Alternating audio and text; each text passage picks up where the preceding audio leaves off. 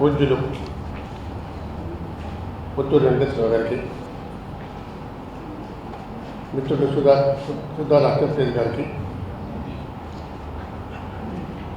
మాచరం గారికి,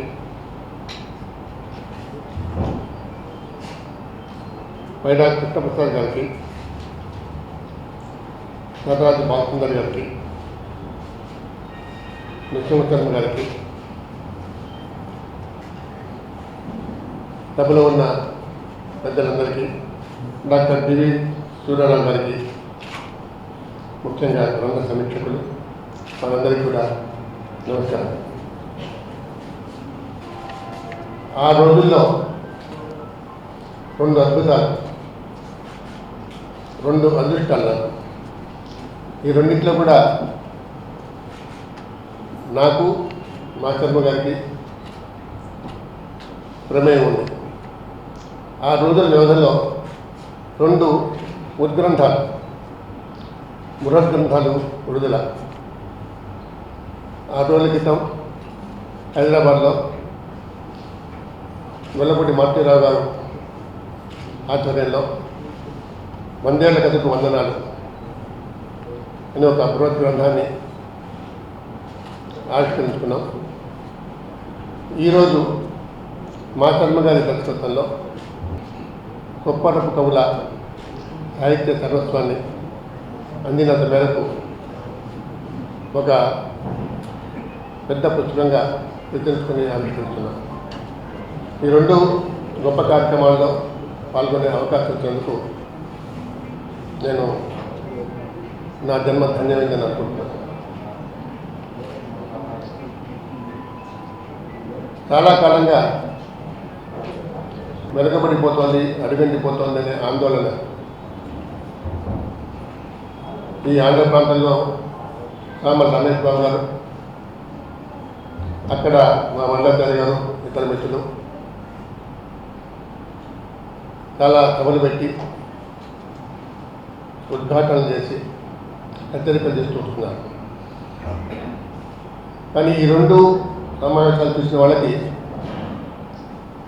తెలుగు వర్ధిల్లుతోంది, వైభవంగా ఉంది అని అనిపిస్తుంది. ఈ తెలుగుని పాఠశాలల్లో, కళాశాలల్లో తప్పనిసరిగా ఒక పాఠ్యాంశం చేయాలని ఒక ఉద్యమం నడుస్తుంది.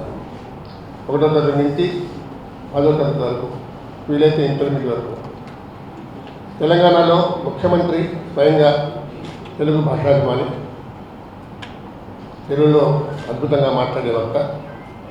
ఆయన తెలుగు పట్ల ప్రత్యేకమైన అభిమానం ఉంది కాబట్టి ఆయన ఇంటర్మీడియట్ వరకు తెలుగు పెట్టాలి, తెలుగు ఒక సబ్జెక్టుగా పెట్టాలి.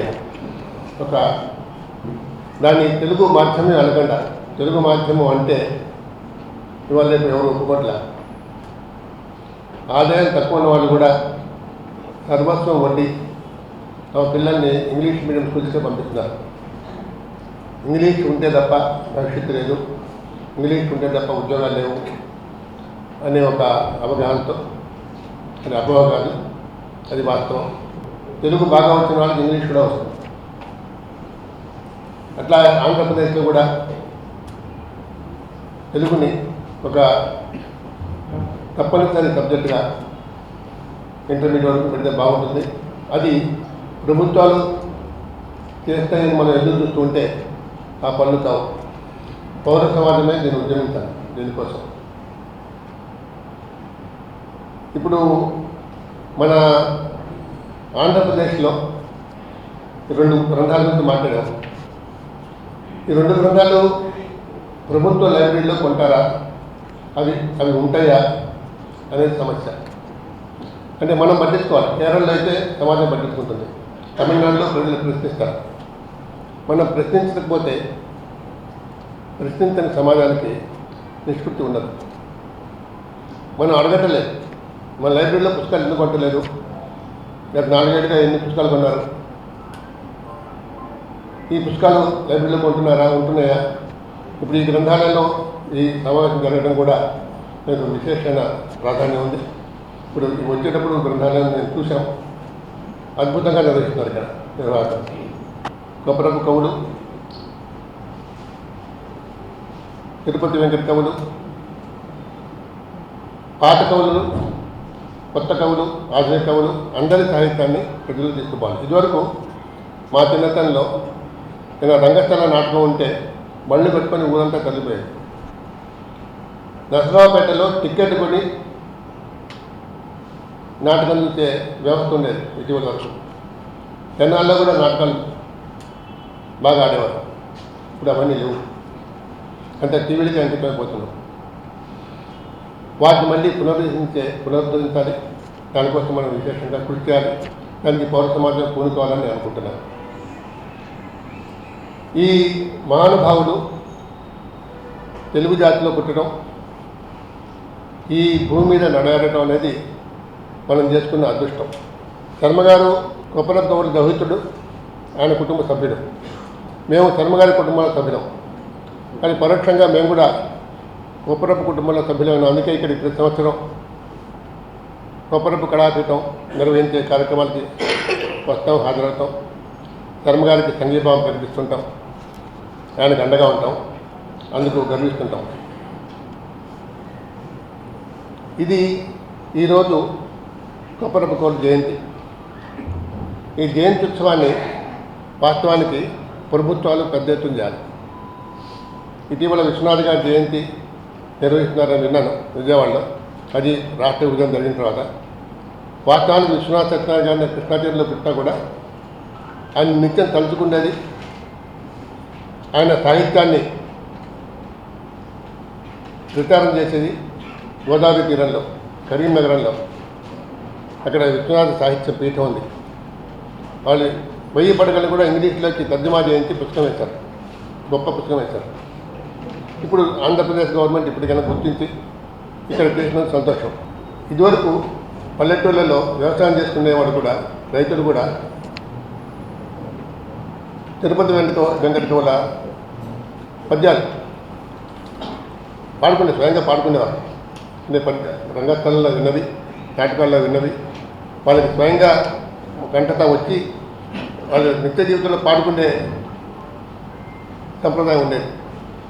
మళ్ళీ అటువంటి రోజులు రావాలంటే ఇటీవల వరకు శ్రీశ్రీ గేయాలు కూడా చాలామందికి నడిపించాయి. ఇప్పుడు రావట్లేదు. ఇప్పుడు అసలు ధారణ శక్తి అనేది క్షీణిస్తూ వచ్చింది. కొంతమందికి మన శర్మగారు లాంటి వాళ్ళకి అసాధారణ ధారణ శక్తి ఉంటుంది, కానీ మిగతా వాళ్ళకి అందరికీ మన టెలిఫోన్ నెంబర్ కూడా మనకు గుర్తుండని పరిస్థితి.